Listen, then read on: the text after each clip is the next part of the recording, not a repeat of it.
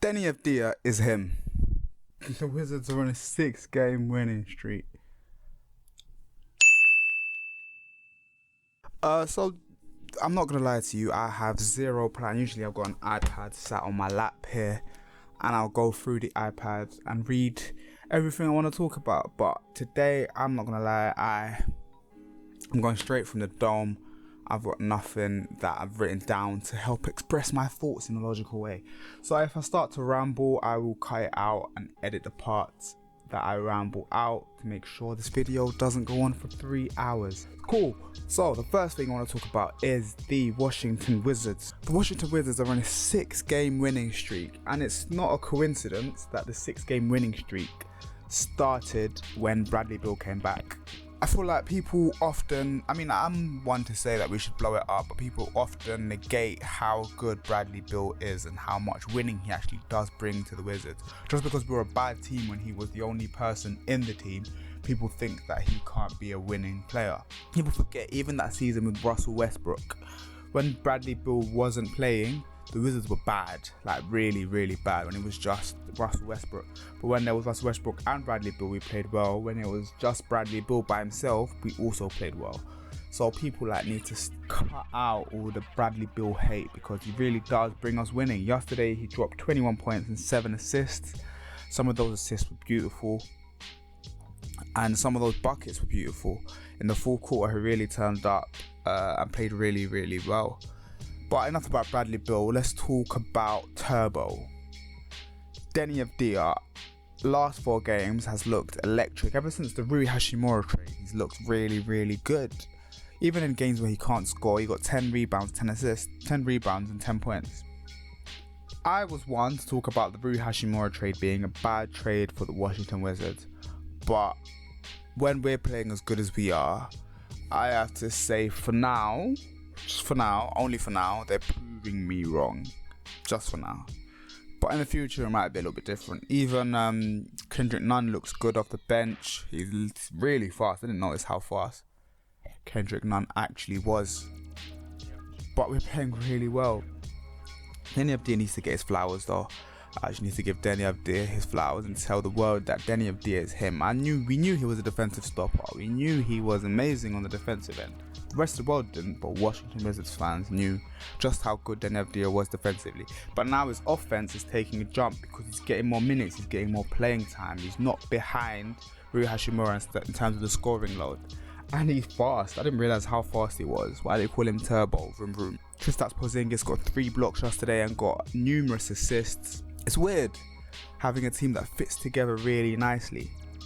I haven't had that in Washington for years, but now we're 1 game behind 500, which we were like 6 games behind a couple games ago. So it's really weird to be in this position.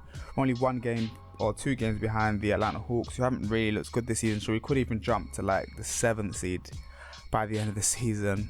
Still a playing team, but I'd back ourselves in the play-in, especially our big 3 playing the way they have been this season. And I'd back us in the play-in tournament. More that's happened in basketball this week is Rivals Week just ended. Rivals Week just ended with the Celtics versus the Lakers, where LeBron didn't get a call. People laughed at me when I said LeBron doesn't get enough calls. And then LeBron got fouled right at the end by Jason Tatum. Well, they're going to pin down for James. James comes up top, gets it. James on the drive, gets in the paint, layup, missed it. And the game is over. Lakers furious, they thought he was fouled. Oh, excuse me, and it's now overtime. Wow, clear foul on Tatum. And now people are saying that the Lakers don't get enough calls. I think the Lakers get some level of calls. There's some level of respect that a player like LeBron and a player like Russell Westbrook will get. But LeBron has to do something with his body for referees to acknowledge that he's been touched. And it's stupid. The NBA officiating has been ridiculous over the past season. Like, it's been really, really bad. LeBron, literally, his hand in the air, got slapped. Like, you could hear the contact. The referee decided there's nothing in that. LeBron just missed a wide open layup for no reason. I don't know who they think LeBron is, but he's definitely top 2 players of all time, so give him his damn flowers. But that happened, and the Celtics ended up winning in overtime. Jason Tatum continues to make an argument for MVP. Another player who continues to make an argument for MVP is Joel Embiid. Joel Embiid has been really good. I'd say that, like, he just lost to the Magic yesterday, but he didn't play bad. James Harden did. James Harden just played bad by himself, but Joel Embiid looked good still. That didn't win against the Magic, which is quite poor, but it is what it is. Against the Nuggets though, during Rivals Week, Joel Embiid dominated Nikola Jokic. I'm not gonna lie, I'm a big Nikola Jokic fan. I love Nikola Jokic, but Joel Embiid dominated the entire game. But to me, it felt like Joel Embiid is always gonna get his points. Joel Embiid is always going to lead the NBA in points, or be in top 3 at least. But it didn't feel like that was the Nuggets against the Sixers. It felt like that was just an off day for everyone. It felt like nobody could knock down shots. Nikola Jokic didn't play bad by any means, hitting 20 plus points, but he didn't get a triple double or anything, but he didn't play bad. And I think it was just a one-off game. And yeah, what else happened in Rivals Week that I can remember? The Knicks beat the Nets. The Knicks look really good. Julius Randle was probably going to be an all-star, even though I'm not sure he's respected by coaches enough to get into the all-star reserves, but he's played really good this season. Deserves to be an all-star. Maybe over Kyle Kuzma, I might say it, but still, Julius Randle has looked really good this season. And the Warriors beat the Grizzlies, and the Grizzlies have finally entered their losing streak with, like I said, Jaren Jackson Jr. knocking down shots. He needs to take more shots and be aggressive. He's probably our defensive player of the year right now. But if he takes more shots, the Grizzlies can't be stopped. So I'm telling you. But I don't know how aggressive he's going to be over the next couple games and over the next season. But the Grizzlies do look good. Finally, I'm going to make my mid-season predictions because we're halfway through the season. This is off the dome, remember? No research, no nothing. I'm going to go with, to come out of the West, the Denver Nuggets. I think you finally give Nikola Jokic the pieces he's been looking for. You finally give him Jamal Murray. You finally give him Michael Porter Jr. You finally give him KCP. He's been knocking down shots. You give him Bruce Brown as well. This team is primed for championship aspirations.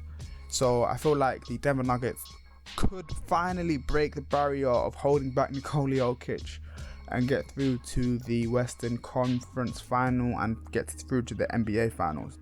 Out of the East, it's a lot harder, especially Chris Middleton coming back. I'm not sure if the Bucks can recuperate in time to challenge.